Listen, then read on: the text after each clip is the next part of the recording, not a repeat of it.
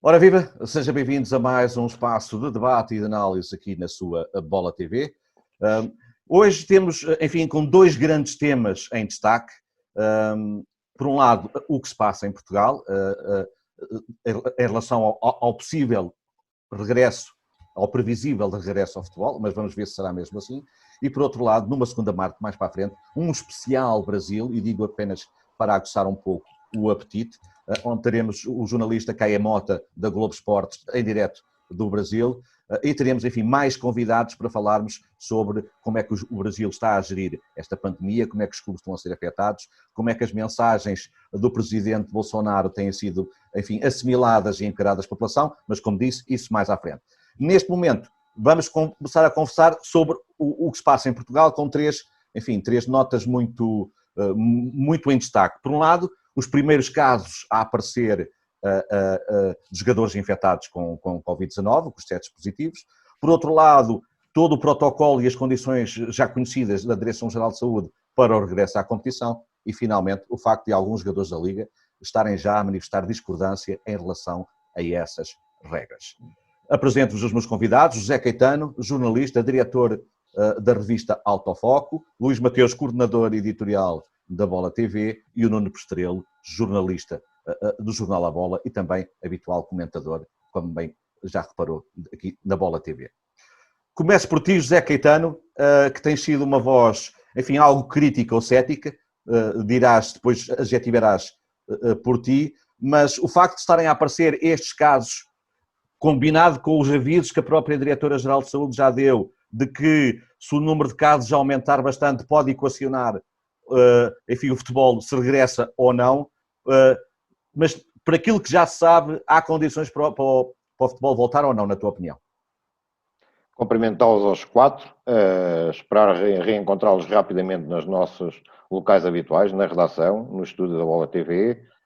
Uma primeira, logo de início, uma declaração de interesses. Acho que o retoma do futebol era importante, desde logo para o futebol, para os clubes, para os atletas, mas também era importante para a sociedade, para ter algo com que se entreter também, e importante, igualmente, se calhar ainda mais para nós, profissionais, jornalistas profissionais numa empresa que trabalha sobretudo esta área ao futebol e que, portanto, também seria importantíssimo esse retomar da atividade. De facto, sou cético, o meu ceticismo, não sei se é cético, se é realista, se é ser muito racional. Olhando para os números que foram conhecidos hoje de aumento de infecções, dizer que estamos no caminho certo neste período de desconfinamento, houve um aumento de 98 casos, o que é relativamente irrelevante, vamos falar de 0,36% relativamente àquilo que existe no país. Os casos no futebol são poucos, são apenas 9, mas este apenas deve ser considerado também, entre aspas, se tu quiseres, porque a minha dúvida é qual é que é o limite que a Direção-Geral de Saúde coloca de casos numa equipa ou no total da competição para se poder retomar a competição, disputar as 10 jornadas que faltam da Primeira Liga e, durante esse período de duração da competição, qual é que é o limite de infecções para se ter que parar a competição depois da retomada. Há aqui várias questões que se podem colocar. Eu olho para o Código de Conduta que conhecemos ontem e o Código de Conduta, pela sua firmeza, eu vou-lhe chamar firmeza, levanta-me questões constitucionais, o que é que a Comissão Nacional de Proteção de Dados tem a dizer sobre algumas das medidas que estão lá impostas, e recuando até ao século XVIII, e em 1761, recordaram um senhor chamado Marquês de Pombal, não era o seu nome era Sebastião José de Carvalho e Melo, que assinou um decreto no tempo do reinado de Dom José I, que iniciou o processo, primeiro da abolição da escravatura em Portugal e no Brasil, depois conduziu à globalização desse processo. E olhando para aquele código de conduta, acho que é uma marcha atrás numa série de direitos, e os profissionais de futebol, quando se responsabilizam. Eu admito que a Federação Portuguesa de Futebol assine, que a Liga Portugal assine, que os clubes assinem. Obrigar os atletas a assinar um código de conduta tão violento e que impõe restrições tão grandes, independentemente de nós sabermos que alguns são muito bem pagos. Mas também a realidade da Liga Portuguesa não é igual em todos os clubes. Não é igual, desde logo dentro dos próprios grandes, nem todos os jogadores dos grandes ganham fortunas todos os meses. E, portanto, se quiseres, vou dar-te como exemplo o caso do David Tavares. Como é que se controla um miúdo que, violando já a regra de confinamento que existia para os profissionais dos polos do Benfica, é apanhado a conduzir sem carta, logo por coincidência, por das coincidências, é também o jovem que é apanhado com a infecção de Covid. Como é que se vai gerir isto tudo durante 2 meses e meio? Parece-me muito complicado e, portanto, gostaria de saber quais é que são os limites impostos, o número de casos, o número de infecções que será imposto primeiro para se permitir regressar à competição e depois, regressando, que espero que sim, para parar. E essa, de facto, é uma pergunta inquietante que, curiosamente, nem a Diretora-Geral de Saúde soube dizer, porque, de facto, quando lhe perguntaram qual é a linha vermelha para soar o alarme ou para travar tudo, ela própria não o tem, portanto, isto vai sendo medido. Só em abordo, em benefício um pouco da conversa, lembrar, enfim, o tal protocolo sanitário que a Direção-Geral de Saúde quer celebrar com a Federação, com a Liga, com os clubes e com os jogadores, a quem será pedido que façam também uma assinatura que assune a concordar com as regras. Enfim, aquilo é muito extenso, vou só lembrar algumas das principais. O recolhimento domiciliário obrigatório, ou seja, os jogadores apenas podem deslocar-se de casa para o treino e de casa para os jogos, de resto, recolhimento obrigatório, uma avaliação médica diária,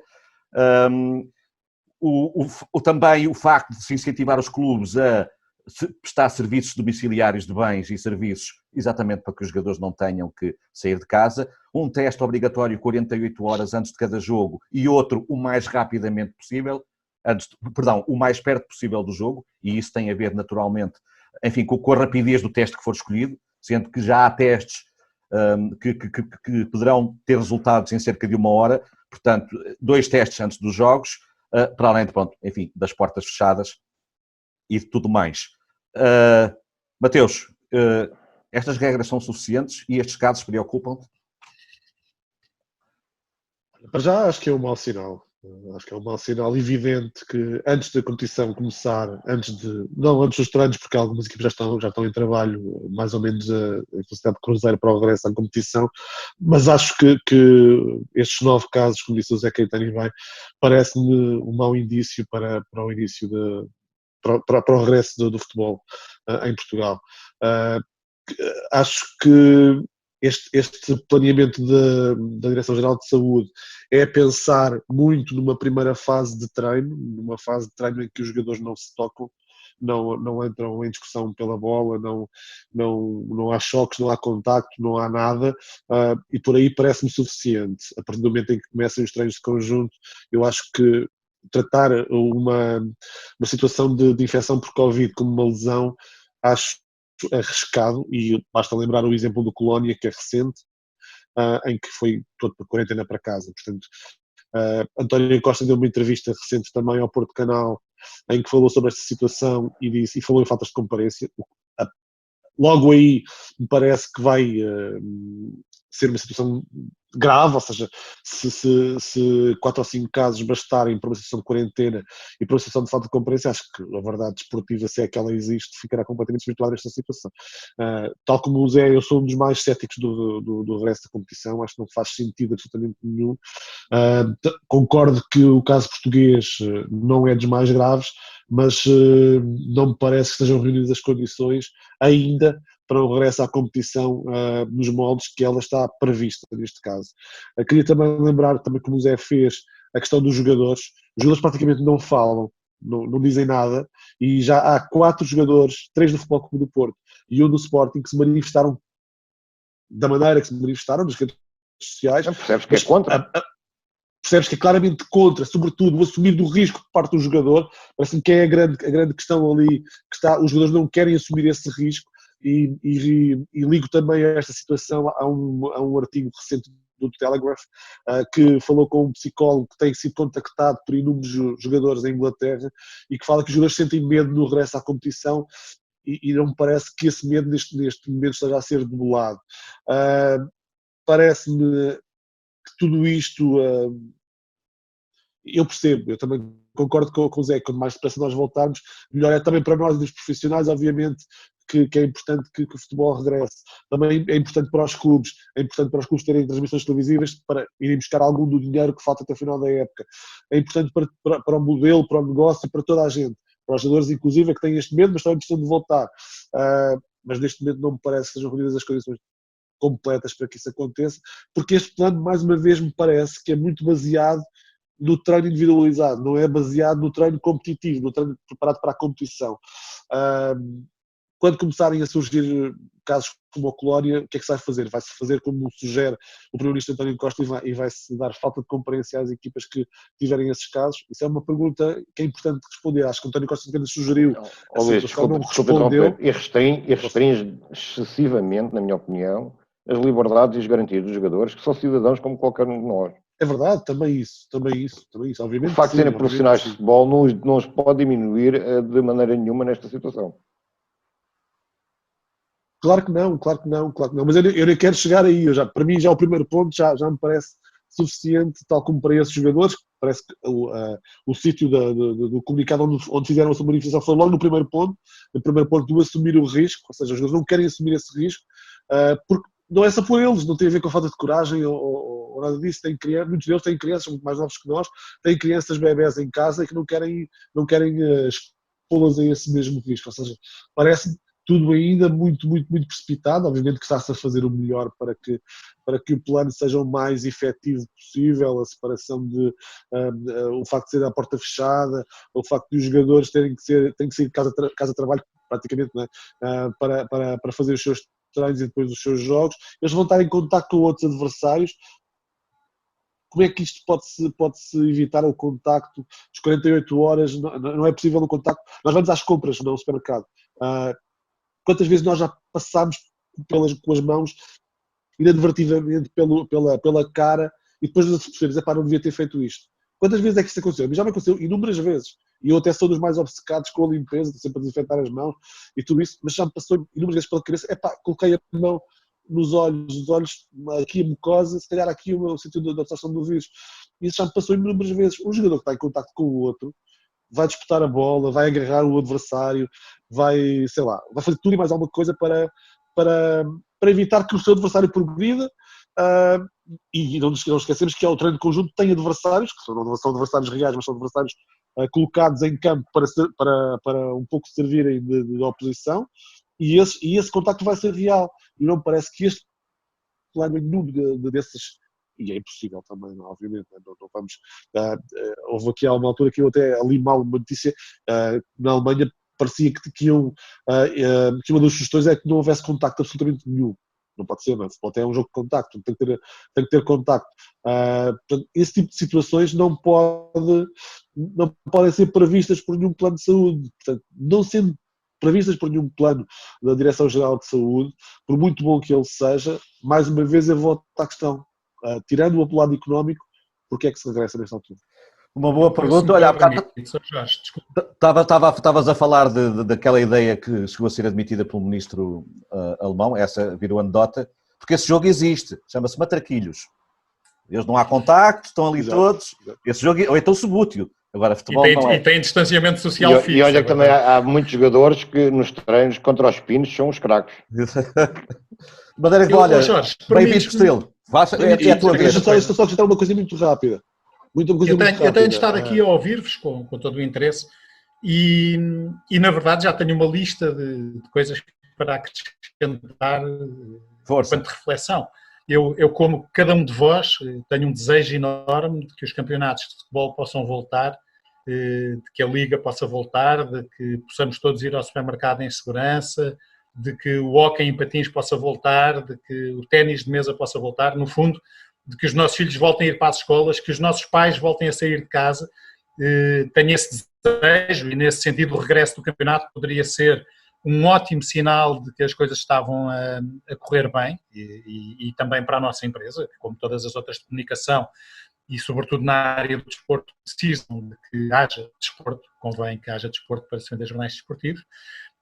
Mas eu nem ia tanto à questão da escravatura, de que falava o José Caetano, mas, percebendo a ideia, acrescentaria aqui uma outra questão, que é esta das liberdades dos jogadores, que não podem ser pisadas por este acordo, ou esmagadas por este acordo, levam-nos ainda a um problema que entronca em tudo o que vocês disseram, que já nem é o dos próprios jogadores em si. Nós estamos a falar, atenção, e isto se calhar explica-se pela falta de sensibilidade que existe em Portugal de que o futebol não é o Futebol Clube do Porto, o Benfica e o Sporting, que são os clubes que foram à reunião com o Primeiro-Ministro a dizer nós precisamos mesmo de voltar, porque estão milhões e milhões em jogo, e porque efetivamente estão, e para os outros não estão milhões, mas estão centenas de milhares, e foram lá dar uma imagem, e estamos a falar de clubes que têm jogadores que ganham 100 mil euros por mês, 150 mil euros por mês. Mas não ganham todos, ora, não ganham todos. Não ganham, é isso que eu vou dizer, O contrato coletivo de trabalho assinado pela Liga com o sindicato dos jogadores de futebol profissional contempla que na Primeira Liga o salário mínimo que os jogadores podem oferir equivale a 3 vezes a retribuição mínima nacional. Estamos a falar de 3 vezes 635 euros, o que dá 1.905 euros por mês brutos para cada jogador. Os jogadores mais novos, como o David Tavares, portanto, jogadores entre os 18 e os 21 anos, podem ter como salário mínimo 1,5 vezes a retribuição mínima mensal do Estado português, ou seja, 952 euros e 50 cêntimos. Se calhar o mesmo que ganha o funcionário de um supermercado que trabalha os feriados e à noite durante todos os dias. Portanto, não é um universo de sonho e de glamour este do futebol profissional.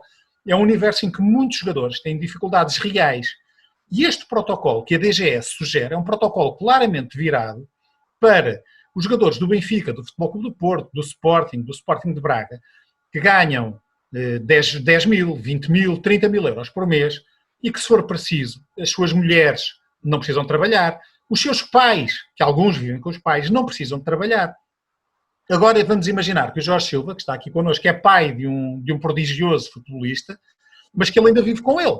E o Jorge Silva trabalha na bola, tem de trabalhar todos os dias, e um jogador que ganhe 1.000 euros por mês, ou 1.500 euros por mês, ou os 2.000 euros por mês, que é o mínimo, ainda vive com o pai, que é o Jorge Silva, e o pai não pode ir trabalhar para a bola porque este compromisso, que tem de ser assinado pelos jogadores, o impede. Porque este compromisso, e isto é um ponto que é fundamental, não obriga apenas os jogadores a estarem isolados, obriga todos aqueles que com ele coabitem. Todos aqueles, desde filhos, isto aplica-se a treinadores, aplica-se a funcionários roupeiros dos clubes, aplica-se a diretores gerais, aplica-se a toda a gente. Se tiverem um filho no 11º ano que tem de ir fazer exames de acesso à universidade, ele não pode ir à escola por causa deste compromisso que o pai assina.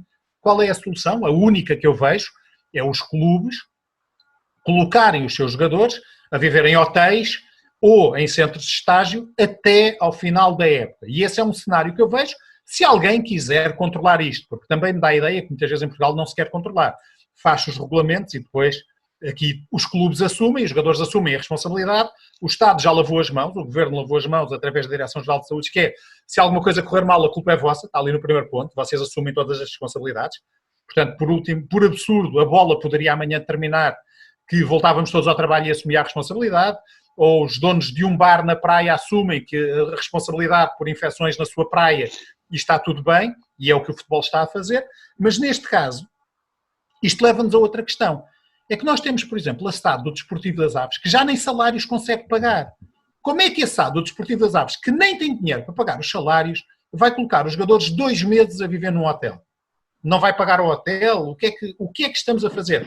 A Federação, que pelo visto assumiu um papel importante nesta retoma do futebol, é que vai pagar isto tudo? Isto não está explicado e são todas questões que me parece que vão ter de ser explicadas e vão ter de ser resolvidas para que a coisa possa funcionar. Tomara nós corra tudo bem. Eu nem vou tanto pela preocupação dos contágios, não me parece que se calhar seja o mais preocupante, dependendo das regras que venham a ser aplicadas em relação a balneários. Há outras questões que têm sido debatidas, como aquelas tradicionais coisas dos jogadores cuspirem para o chão, de se assoarem antes de marcar um lançamento livre, vão marcar o lançamento, mas primeiro assoaram-se e têm a mão toda suja e lançam, e depois outro colega vai a seguir agarrar. Tudo isto é complicado, há risco aqui, e parece-me interessante perceber que os jogadores estão de facto contra isto. Juntava o Edgar Costa, do Marítimo, que ontem também se manifestou nas redes sociais dizendo basicamente algo como: vão vocês jogar, quem faz os regulamentos que vai jogar, nós já não temos nada a ver com isto. Mas esta questão é importante. O Agüero ganha muito mais do que 2.000 euros. Exatamente. E já se manifestou contra isto, não é? Sim. Ganha muito mais que 2.000 euros. Claro. Porque o que está em causa não é só o que tu ganhas, nem o Agüero teria condições para, no cenário absoluto, a sua mulher ou os seus pais não trabalharem, mas depois levamos a toda esta questão que é, por mais dinheiro que tu ganhes, não é? E eu acho que todos nós passámos por isto nesta altura. Eu dei por mim nestes primeiros dias, que já foram há mais de 50, em que estava em casa, a ler uma notícia um dia que tinha havido um jackpot no Euromilhões, tenho ideia disso, e estar a pensar como era irónico essa situação do jackpot, e pensar que alguém poderia ganhar 50 milhões de euros e pensar, e mesmo que eu os ganhasse, continuava aqui preso em casa e sem a segurança de que o meu pai e o meu sogro e a minha família estariam em segurança. Mas ficavas com um sorriso muito maior. Na altura não ficava, hoje se calhar estou mais tranquilo, mas na altura garanto que não fiquei com a ideia, porque o que eu pensei foi, este dinheiro todo vale-me o mesmo que não ter nada nesta altura, vale-te a segurança extra de não passares fome e de não teres problemas, mas em relação à segurança sanitária não te dava nada mais. Caetano, entretanto, por um lado eu não estou a ver é que volta é que a gente pode dar a isto, ou seja, eu percebo e penso que tu, há bocado quando falaste na questão dos direitos fundamentais, evidentemente que ao restringir a liberdade de movimentos, nem sequer é constitucional, eu entendo isso e percebo isso, mas também eu percebo o argumento para a defesa da saúde enfim, do jogador e dos outros jogadores. E por outro lado, aquela questão, se eles têm que fazer 2 testes, um 48 horas antes do jogo e outro o mais perto possível, se calhar, apesar de tudo, há aqui algumas garantias, não é? Não, garantias existe, a questão não é as garantias que estão a ser dadas. A questão é aquilo que tem escrito neste Código de Conduta e se é cumprido ou se não é cumprido, como o Nuno estava a dizer, e muito bem, porque nós somos muito bons a criar leis para depois não as cumprirmos. Dou-te um exemplo concreto. Se de facto não se isolar os jogadores da forma que o Nuno propôs, que é uma forma interessante, eu lembro que aqui a semana passada discutíamos que estádios é que seriam jogados e como é que seria escolhido, qual seria o critério para a escolha dos estádios e quem é que jogaria onde. E que eu lembro de ter sugerido que acho que ia jogar sempre tudo em campo neutro, porque não fazia sentido. Se queremos ter alguma verdade esportiva no meio disto tudo, temos que tentar, de facto, equilibrar as coisas. Não faz sentido o Benfica jogar no Estádio da Luz e o Santa Clara não poder jogar no seu campo. Não faz sentido nenhum, absolutamente nenhum. Nesta situação, de facto, a única saída que eu vejo é aquela que o Nuno está a dizer, que é os clubes pegam, primeiro vão ter que convencer os jogadores a assinar isto, porque aquilo que se pressupõe é que toda a gente, individualmente, vai ter que assinar este documento. Portanto, vão ter que convencer os jogadores a assinar isto. Depois... Só para acrescentar à conversa, já houve aquela célebre conferência de imprensa da Direção-Geral de Saúde em que foi dito que este tipo de consentimento dado é semelhante ao que tu dás quando vais para uma cirurgia. Ou seja, que assumes ali a responsabilidade de que há uma coisa a acontecer. Sim, mas depois... Não, mas tens de assinar. Numa cirurgia tens de assinar. Não, sim, não sim, é sim, tens razão. Aqui também. Sim. Mas depois quais serão as consequências para quem não... Portanto, quem não assinar não pode ser inscrito, não pode participar na competição. Portanto, há aqui uma série de questões que deixam muitas dúvidas. Aquilo que se percebe, e houve aqui uma palavra que passou por nós os três durante esta primeira parte da conversa e que é aquela que é óbvia. Dinheiro. Estamos a falar de dinheiro. Porque aquilo que é óbvio para mim é que aquilo que conta nesta altura é a situação de solvência do futebol português, da Primeira Liga, porque os outros já se encontrou uma forma de tentar dar-lhes umas migalhas e uns tostões para se permanecerem mais ou menos calados e arrumados no seu cantinho. Obviamente já vocês nem toda a gente vai reagir da mesma forma e vai pretender aceitar aquilo que foi determinado pela Federação da mesma forma, mas concentremos apenas na Primeira Liga. Não houve a coragem, porque os clubes precisam do dinheiro que podem realizar até ao final da temporada, para colocar um ponto final numa competição e arriscamos todos a ver uma competição ser retomada para realizar 10 jornadas, assistir a faltas de comparência, quero ver o que é que acontecerá quando for uma do Benfica, do Sporting ou do Porto, em condições de verdade esportiva duvidosas, porque os clubes não vão realizar esta parte final da segunda volta da mesma forma que realizaram a primeira, não vão jogar nos mesmos estádios, não vão jogar nas mesmas circunstâncias, não vão ter adeptos, provavelmente muitas vezes vão falhar jogadores nucleares porque tiveram um foco de infecção, portanto as condições não serão... Zé, o Guilá já rescindiu com a Vitória de Setúbal, até as equipas já são outras. Já para não falar dos casos que existem de ordenados em atraso como o do Aves, então arriscamos a retomar uma competição que pode não chegar ao fim e sobretudo a comprometer o início da próxima. Quando havia uma solução simples que ninguém teve coragem para assumir, porque o dinheiro aqui é o nuclear, existe uma classificação no campeonato, pode até ser usada essa classificação para indicar, como foi feito no caso da segunda liga, que quem sobe, quem desce divisão, no caso da primeira liga, quem é que vai às competições europeias, até podem determinar, porque isto vai ser o horror dos horrores, que não se atribui o título de campeão nesta temporada, como também podem determinar que se atribui àquele que é o líder nesta altura, que é o Futebol Clube do Porto, mas não se comprometer à próxima temporada. Eu tenho vontade de ver futebol, honestamente, e espero vê-lo no final do mês, e espero que sejam reunidas as condições para isso, que é uma ótima notícia para todos nós, profissionais, do jornalismo, para a nossa empresa, para quem adora futebol, para as pessoas que estão em casa e que não têm um motivo de distração, para a própria sociedade, porque é um motor para todos regressarmos ao trabalho e a uma normalidade. Todos já percebemos que não vai ser a mesma que deixámos há mais de 50 dias, como eu não dizia há pouco, mas o que é verdade é que são demasiadas limitações, são demasiadas dúvidas, demasiadas incertezas, e a insegurança é maior do que a segurança, e portanto acho que para regressar à competição tem que ser num ambiente seguro e saudável. Tentar tu corres o risco, mas saudável desportivamente parece-me que não é.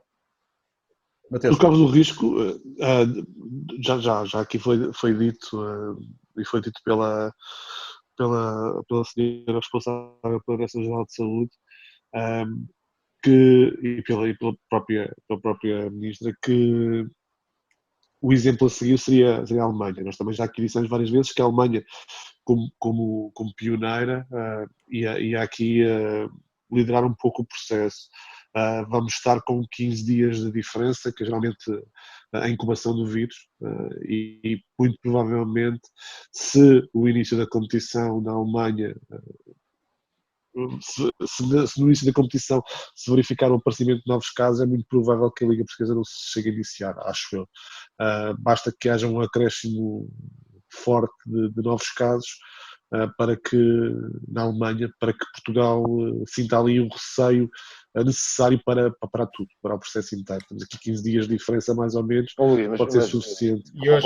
Concordo absolutamente contigo, o exemplo alemão, que será ótimo para nós acompanharmos. Mas imagina, porque nós podemos imaginar todos os cenários nesta altura, imagina que este campeonato se decide com uma falta de comparência.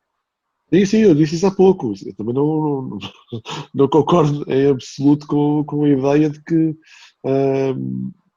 possa ser Estamos a falar única e simplesmente, a única questão que tem em cima da mesa não é o interesse esportivo da competição, é única e simplesmente a solvência das SADs dos clubes de primeira liga. E há um dado interessante nisto, que me permito acrescentar aqui na conversa, que é a forma como os clubes, a Liga e a Federação, naturalmente e responsavelmente pelas suas contas, estão preocupados com o regresso e empenhados no regresso do futebol, e se assim não fosse seria estranho, não faria sentido, esbarra em duas vertentes importantes, que é os jogadores, por um lado, não têm particular vontade, por muito que digam que têm saudades, não têm vontade de se arriscar, e há outra questão que é fundamental, que é os adeptos. Esta vontade não vem dos adeptos, tu não percebes que a sociedade esteja a reagir à falta do futebol como uma coisa tem de voltar já. Não, a sociedade quer é que esteja tudo bem e quer voltar a uma normalidade de saúde. Os adeptos querem o futebol com adeptos. Aí está. É uma boa pista para começarmos a segunda parte, já. Vamos só fazer um ligeiríssimo mesmo intervalo e vamos pegar no ponto em que estávamos aqui na conversa. Até já.